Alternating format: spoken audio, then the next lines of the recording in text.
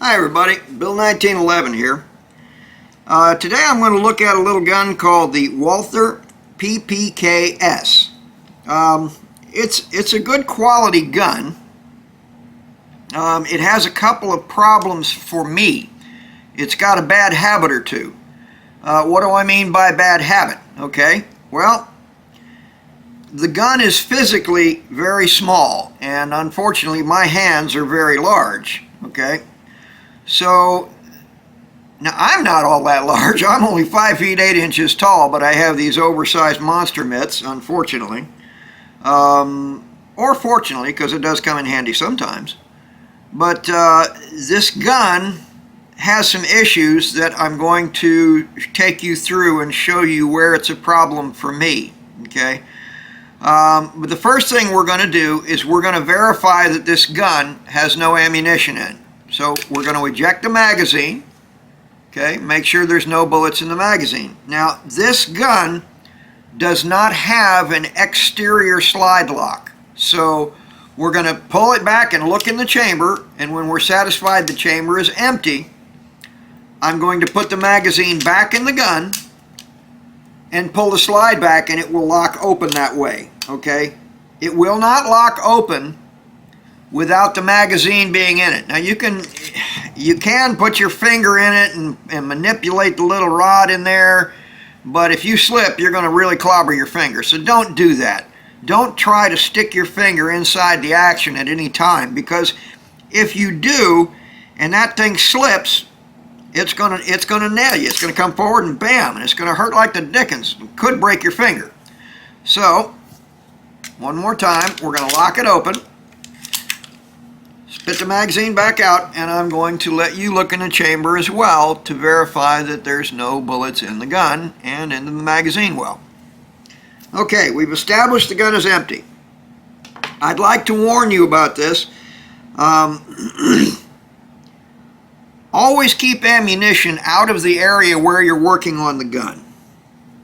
When you're working on the gun, you're distracted from what's around you, okay? Your focus is on the gun itself and not on everything else that's going on in that room. So how can you be certain that you're not pointing the gun at somebody when you don't intend to? Okay, so you want to make sure you don't have any ammunition present. It's a precaution, yes, but it's the one that I think is well worth taking. All right, so how do we disassemble this gun? Okay, well, that's an apt question. Okay, I don't see any little levers or anything like that on it that's going to take it apart, so it's kind of hidden. Here's where it is. The trigger guard pulls straight down like that. It comes open, and that removes. Let me see if I can hold it open with my thumb and show you. All right, that removes this block, okay, right here, from underneath in the slide, and it will allow the slide to move all the way to the rear of the gun, which it wouldn't do before with this block in the way. So we're going to pull it down. I'm going to stick my finger right in there and hold it open, and then I'm going to pull that slide all the way back and lift it up on the back. All right, let me see if I can show it to you a little better than that. It's slipping out of my finger here. All right, now see if I can get it in a position. I'll show you this a little better. We're going to pull it all the way back and lift up on the back, and then it's going to slide forward and come off the gun. Okay, that's all there is to taking this thing apart. So we're going to clean it up with our gun patches and our solvent. Okay, this gun is chambered in 380. Okay, sometimes referred to as a 9mm Kurtz. The two rounds are actually a little bit different.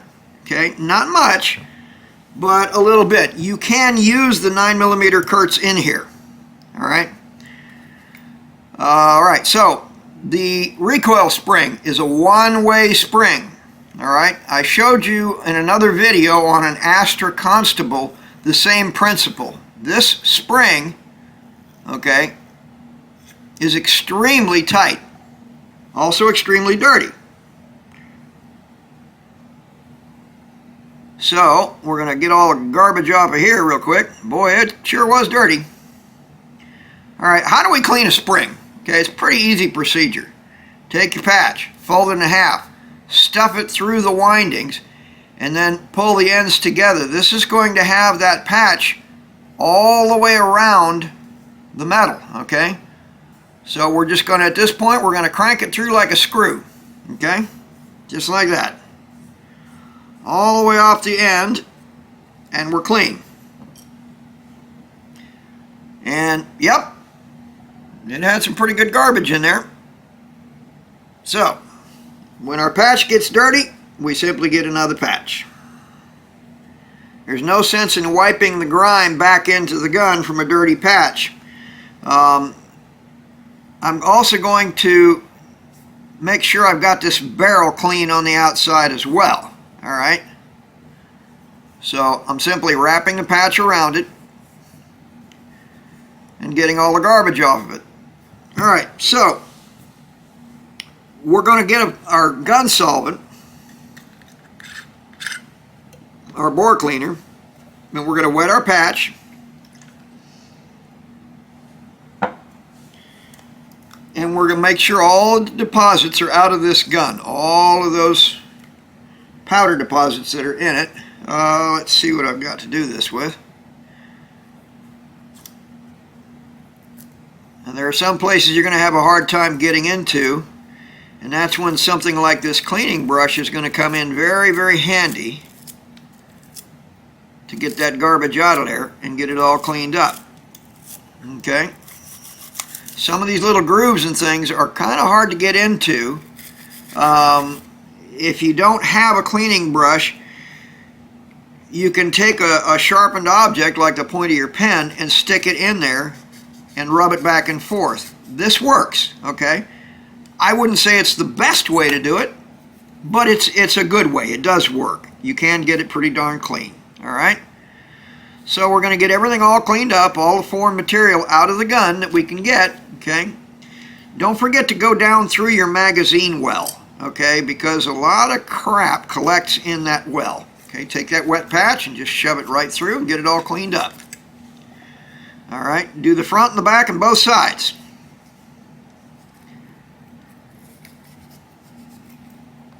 All right, and as you can see, we're getting quite a bit out of it. So it's worth sticking it through there and seeing how much you can get cleaned out of it.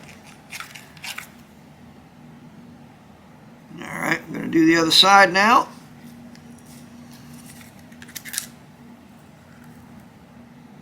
And that's it. Alright, we've got the magazine well cleaned out. Alright. I'm not completely satisfied with the ramp here yet, so I'm going to do a little bit of work on it. Alright. And that looks much better. Much, much better. Alright, so let's take another clean patch and let's dry things up.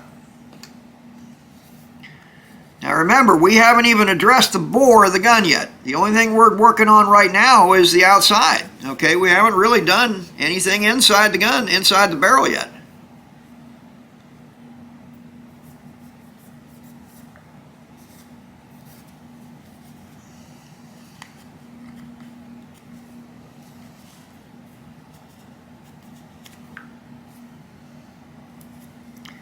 Alright. Get our magazine well cleaned out.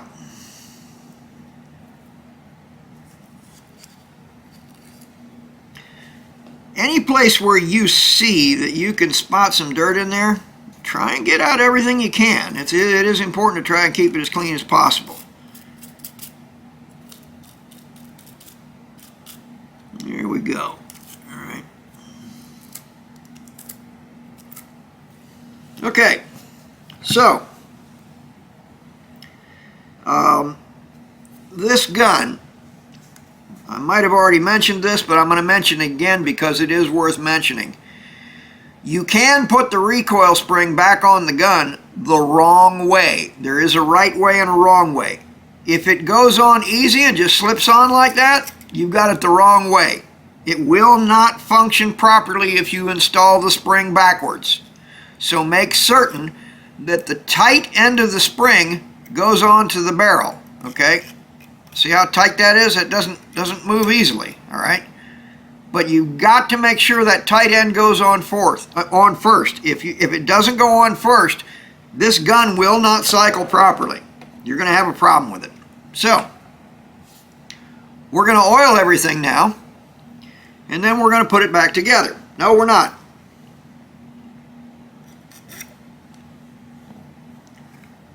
So, now we're going to clean the bore. I like to use a jag when I clean my guns. It's just kind of personal preference at this point. All right. That is a jag. You can see it's got a sharpened tip on it, okay? See if I can get it to focus for you. All right, it's got that sharpened tip right there that is designed to stab through a patch and hold it in place, okay? Can you see how that's stuck through there? All right, so that's what it's designed to do. So we're going to get another clean patch and wet it in our solvent.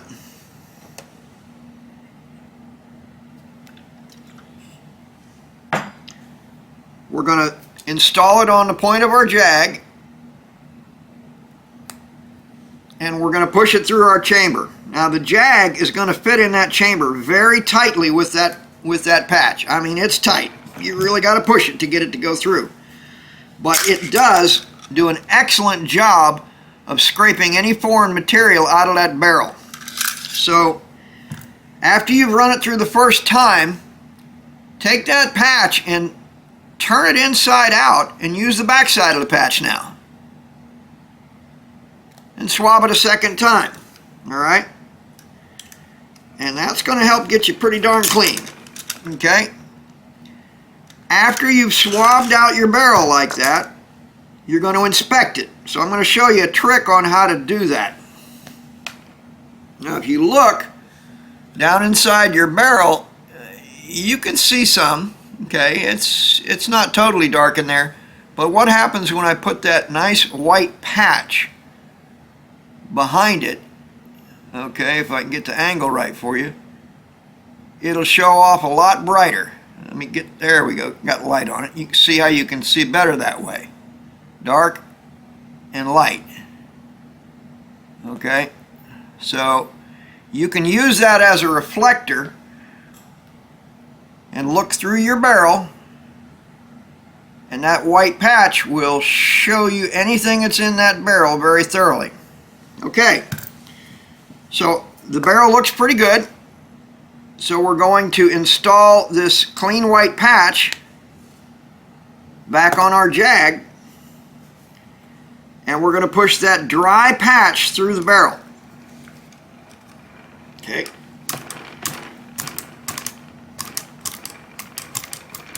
Take it out the other end, and that's got all of the solvent taken out of the inside of the barrel, but also any foreign matter, lead or powder deposits that were suspended in that solvent also comes out with it when we push that jag through. It's a very tight fit. Something that I've been doing for years that I can't say I would recommend it. It's just a habit I've gotten into because I clean guns for other people and I want to do a thorough job on it. I'll wet swab the barrel with the solvent, okay? And then I'll finish doing the rest of the gun, and I'll let the gun set overnight with a little bit of solvent in the barrel. So what does that do? Sometimes you'll find little deposits of copper that are kind of rubbed into the steel. And so after you've left it overnight and you run that patch through, sometimes that patch will come out with green on it. Okay, and that's the copper from the copper jackets of the bullet. So in some of the videos I've done, I've neglected to run the dry patch through the barrel. That's my fault. I am capable of making mistakes, I have to admit. but you really probably should dry your bore while you're doing the job.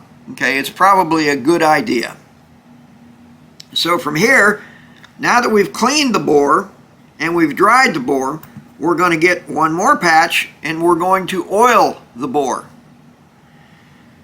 Now this particular gun is stainless steel and has a stainless steel barrel. So it is unlikely to rust inside the barrel, but believe me, it is possible for stainless steel to get rust on it. Depending upon the alloy, it can rust. So we're going to mount it on our jag, and we're going to add some oil to this patch.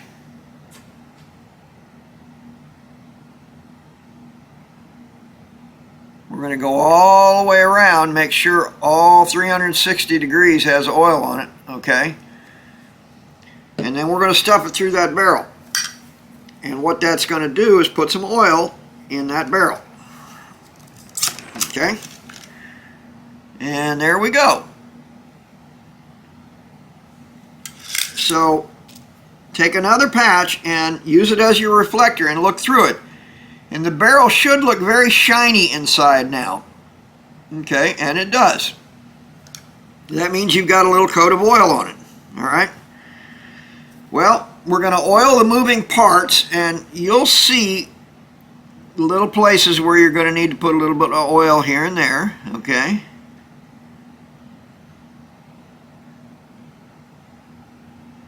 And these are anywhere where you have parts that move and rub together. Alright? That's not going down in that hole like I want it, so I'm going to push it in. Okay, then I'm going to clean off the outside. Okay. A little bit there. A little bit on a trigger pin. Okay.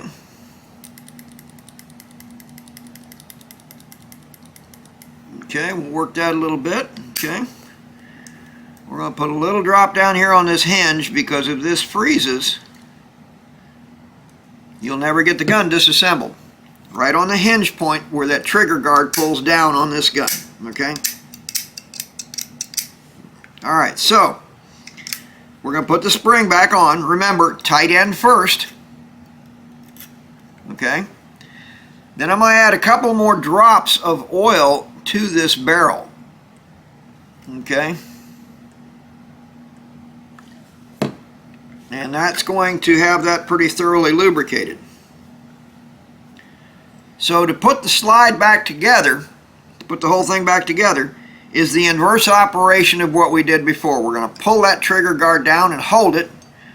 We're going to stick that barrel up through that gun, pull that slide all the way back until it drops over the top. Alright, which it isn't yet. And then push it down all the way and bring it forward. Then release your trigger guard and your gun is back together. That's it. That's the Walther PPK-S. And it's a good quality gun. It shoots okay. I don't have any problem with the way it functions. Works very well. The only problem I have with it is that when I pull that trigger, that slide comes back and bites my hand about half the time. So this one's got some bad habits for me just because it doesn't physically fit my hand very well. Hey, if you've enjoyed this video, if it's been helpful to you and entertaining, please don't forget to hit the like button and by all means subscribe. And when you're done with that, come and visit us at askbill1911.com. Hi, Bill1911 here. Today I'd like to talk to you about something that's very important to us, and that's your safety. Do not attempt any of the things you see on our videos until you have thoroughly reviewed and understood our safety procedures. Also, if you're under 18 years of age, do not attempt any of these topics without the consent of your parent or guardian. Thank you.